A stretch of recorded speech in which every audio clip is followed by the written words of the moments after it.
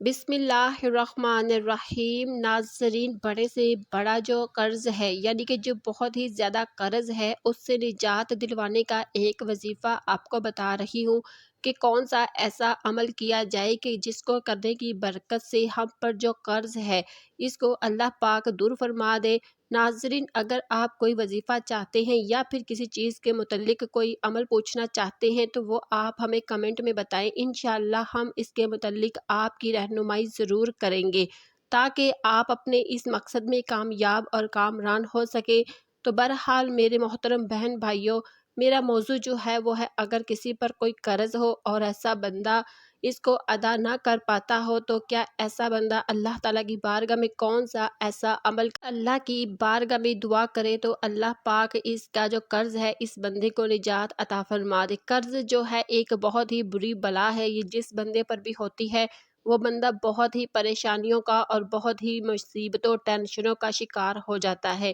اور بندہ یہاں تک سوچنے لگ پڑتا ہے کہ خودکشی کر لینی چاہیے۔ اپنے اوپر ایسے کاموں کو لازم کر لیتا ہے جو اسلام کے اندر، جو معاشیت کے اندر، جو ہماری زندگی کے اندر ہم کو بہت زیادہ نقصان پہنچانے والے ہوتے ہیں، اور اس کے ساتھ ساتھ ایسے کاموں میں بھی مبتلا ہو جاتا ہے جو شریعت نے ہمیں کرنے کو ناجائز کہا ہے۔ یعنی کہ میرے کہنے کا مطلب یہ ہے کہ جو بندہ خودکشی کے معاملات میں پڑ جاتا، حالانکہ اپنی جان کو بچانا یہ فرض ہے، لیکن بندہ چوری کرنے لگ پڑتا ہے تو یہ بندہ ایسے کاموں میں مبتلا ہو جاتا ہے جو شریعت نے ہمارے لیے منع کیے ہیں۔ یعنی کہ شریعت نے ہم کو ان سے روکنے کو کہا ہے، تو جب بندے پر ایسے ہی قرض والی بلا آ جاتی ہے تو بندہ پھر ایسی ٹینشنوں کا شکار ہو جاتا ہے کہ بندہ الٹے کام کرنے لگ پڑتا ہے، بندہ ایسے کاموں میں پڑ جاتا ہے جو نہیں کرنے چاہیے۔ تو ناظرین، ہمیں اللہ پاک سے ہمیشہ دعا کرنی چاہیے کہ مالک و مولا ہم کو اپنے سوا کسی کا بھی محتاج نہ کر۔ تو جب بندہ اللہ تعالیٰ کا محتاج ہوگا، اللہ پاک کی بارگاہ میں فریاد کرے گا کہ مالک مولا ہم کو رزق دے، ہمارے کاروبار میں برکت دے، تو ناظرین پھر بندہ کسی کے سامنے ہاتھ نہیں پھیلائے گا، کسی کے سامنے اپنی جھولی کو نہیں کرے گا کہ میری جھولی کو بھر دو، مجھے فلاں کام کرنا ہے۔ ناظرین، جب بندہ اللہ پاک کی بارگاہ میں اپنے کاموں کو، اپنے مقاصد کو اللہ پاک کے سامنے پیش کرے گا، اللہ پاک کے سامنے رکھے گا کہ مالک و مولا میرے مقاصد کو پورا فرما، میرے مقصدوں میں مجھے کامیاب بنا، تو پھر اس کو اس زندگی کے اندر کبھی بھی کسی کے سامنے ہاتھ پھیلانے کی ضرورت نہیں پڑے گی۔ عالم یہ ہے کہ پورا ملک قرضے میں پھنسا ہوا ہے، مہنگائی حد سے بڑھ چکی ہے، لہٰذا لوگوں کو زندگی کی دوڑ جیتنے کے لیے قرض لے کر اس امید پر کاروبار کرنا پڑتا ہے کہ روپیہ آتے ہی قرض ادا کر دیں گے۔ کوئی بینک سے، کوئی دوست عزیز سے قرض لیتا ہے، لیکن قرض ایسا مرض ہے کہ بمشکل ہی ادا ہو پاتا ہے۔ اس کے لیے روحانی وظائف بھی کرنے پڑتے ہیں۔ ایسے تمام احباب جو قرض ادا نہیں کر پاتے کیونکہ ان کے پاس وسائل نہیں ہوتے، وسائل پیدا ہو بھی جائے تو اخراجات سر اٹھا لیتے ہیں، تو ایسے تمام بہن بھائیوں سے کہوں گی کہ یہ وظیفہ انتہائی خشوع و خضوع سے ادا کرے جو میں نے آج آپ کو بتانا ہے۔ یہ بہت ہی مختصر سا عمل ہے لیکن اس کی تاثیر بہت ہی زیادہ ہے، کیونکہ جو بندے کا رزق ہوتا ہے، جو بندے نے اپنی محنت سے کمایا ہوتا ہے وہ حلال ہوتا ہے، تو بندہ اس حلال میں سے جب خرچ کرتا ہے اللہ تعالیٰ اس بندے کے رزق میں اضافہ فرماتا ہے،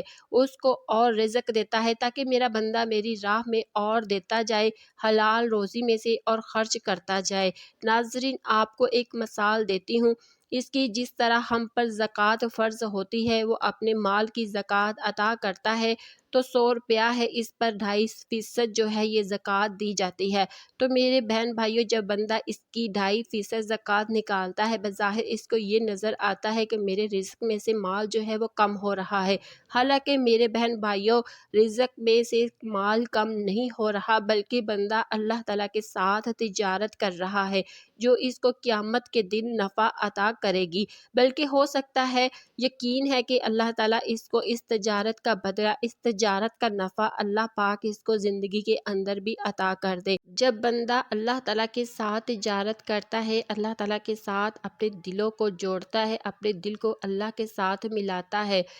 کہ یا مالک مولا، میں اپنے دل کے اندر جو بھی نیک جائز تمنائیں ہیں میں تجھ سے ہی پورا کروانا چاہتا ہوں، تو میرے مالک و مولا تو میری تمام نیک اور جائز تمناؤں کو پورا فرما۔ تو ناظرین پھر اس بندے کو اپنی زندگی کے اندر کسی چیز کی بھی پریشانی نہیں ہوتی، چاہے وہ قرض ہو، چاہے وہ کاروباری حوالے سے کوئی پریشانی ہو، چاہے اس کو کوئی گھریلو پریشانی ہو، پھر اس بندے کو زندگی کے اندر کوئی بھی پریشانی کا سامنا نہیں کرنا پڑتا۔ تو آج جو میں آپ کو وظیفہ بتا رہی ہوں وہ بھی اسی کے متعلق ہے کہ اگر کسی بندے پر قرض ہو اور وہ اس کی اطاعت نہ رکھتا ہو کہ اللہ تعالیٰ مجھ سے اس قرض جیسی بلا کو دور کر دے، تو وہ کیا عمل کرے، کیا ایسا وظیفہ کرے کہ جس کو کرنے کی برکت سے اللہ تعالیٰ اس بندے کی قرض جیسی جو بلا ہے اس سے نجات عطا فرما دے۔ تو میرے بہن بھائیوں، اس کا وظیفہ یہ ہے کہ آپ نے صبح اور شام 73 مرتبہ، صبح 73 مرتبہ، شام کو حسبون اللہ و نعم الوکیل یا وارث یا نصیر، حسبون اللہ و نعم الوکیل یا وارث یا نصیر پڑھنا ہے۔ اس کے بعد آپ نے درود ابراہیمی اول آخر 7 مرتبہ ضرور پڑھنا ہے، شروع میں بھی اور آخر میں بھی آپ نے درود ابراہیم لازمی پڑھنا ہے۔ اور اس کے بعد آپ نے سب سے بڑا جو کام ہے، اس کے ساتھ اس وظیفے کو تکمیل تک پہنچانے کا جو کام ہے، اپنے وظیفے کو مکمل کرنے کا جو کام ہے وہ یہ ہے کہ آپ نے روزانہ اپنی آمدنی میں سے جو اپنا رزق کماتے ہیں، اس میں سے آپ نے اپنے رزق میں سے 10 روپے ایک الگ جگہ پر رکھ دیا کرنے ہیں، اور جمعے والے دن آپ نے جمعہ پڑھنے کے بعد آپ اپنے جو پیسے اکٹھے ہوتے ہیں ان میں سے ان سب کی جو ہے وہ میٹھی چیز بنا کر یا پھر بچوں میں آپ نے تقسیم کر دینے ہیں۔ انشاءاللہ آپ کچھ ہی دن میں دیکھیں گے کہ اللہ تعالیٰ آپ کے رزق میں برکتیں بھی عطا فرما دے گا، اور اللہ تعالیٰ آپ کی یہ جو بلا آپ پر آئی ہے قرض جیسی، اللہ تعالیٰ اس سے بھی آپ کو نجات عطا فرما دے گا۔ ناظرین، لوگوں کا اہم یہی سوال ہوتا ہے کہ ہمیں رزق میں برکت کا وظیفہ بتائیں یا قرض سے نجات کا وظیفہ بتائیں۔ تو ناظرین، یہ وظیفہ جو آپ کو بتا رہی ہوں یہ بہت ہی پاورفل ہے، طاقتور ہے، مختصر ہے، مگر اس کی تاثیر بہت زیادہ ہے۔ کوئی قرض کے بوجھ تلے دبا ہوا ہو، قرض کی ادائیگی کے کوئی اسباب دکھائی نہ دیتے ہوں اور وہ قرض کی ادائیگی کے سلسلے میں بے حد پریشان ہو، تو اس کو چاہیے کہ ہر روز نماز عشاء کے بعد 40 دن تک بلا ناغہ 40 مرتبہ سورۃ کوثر قرض کی ادائیگی کی نیت سے پڑھے، اول آخر 11 مرتبہ درود ابراہیمی پڑھے۔ انشاءاللہ اللہ پاک اس کے قرض کی ادائیگی کے اسباب پیدا کر دے گا، اللہ اس کی مدد ضرور فرمائیں گے اور اس کا قرض جلد سے جلد ادا ہو جائے گا۔ ناظرین، جو کوئی یہ چاہتے ہیں کہ اس کی تنگ دستی دور ہو جائے، اس کی روزی فراخ ہو جائے، اس کے ہاں دولت کی ریل پیل ہو جائے، تو اسے چاہیے کہ وہ ہر نماز کے بعد توجہ یکسوئی کے ساتھ 11 مرتبہ سورۃ کوثر پڑھ کر اللہ سے دعا مانگا کرے۔ انشاءاللہ اللہ پاک وہ جو بھی مانگے گا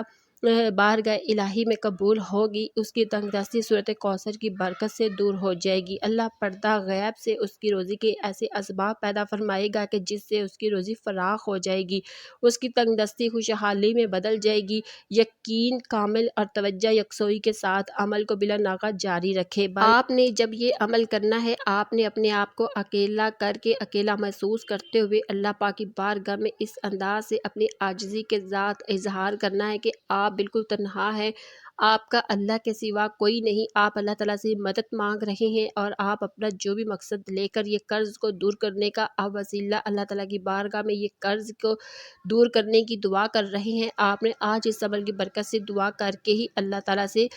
فارغ ہونا ہے کہ میرے قرض آج ہی ختم ہو جائے۔ تو ناظرین، جب آپ اس انداز سے اللہ پاک کی بارگاہ میں دعا کریں گی اور اس انداز یہ وظیفہ کریں گے تو اللہ تعالیٰ آپ کے کاروبار میں برکتیں عطا فرمائے گا، اللہ تعالیٰ آپ کے جو قرض ہے اس کو بھی جلد سے جلد دور فرما دے گا۔ وظیفہ میں پھر ایک مرتبہ آپ کو بتا دیتی ہوں کہ صبح اور شام آپ نے 73 مرتبہ حسبون اللہ و نعم الوکیل یا وارث یا نصیر اول آخر 7 مرتبہ درود ابراہیمی کے ساتھ آپ نے پڑھنا ہے۔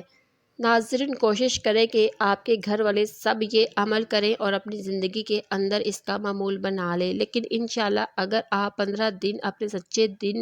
اور کامل یقین کے ساتھ یہ عمل کریں گے تو اللہ پاک 15 دن کے اندر اندر آپ کے رزق کے اندر برکتیں عطا فرما دے گا اور آپ کی جو قرض جو ہے اللہ تعالیٰ ان سب سے آپ کی جان چھڑوا دے گا۔ اللہ حافظ۔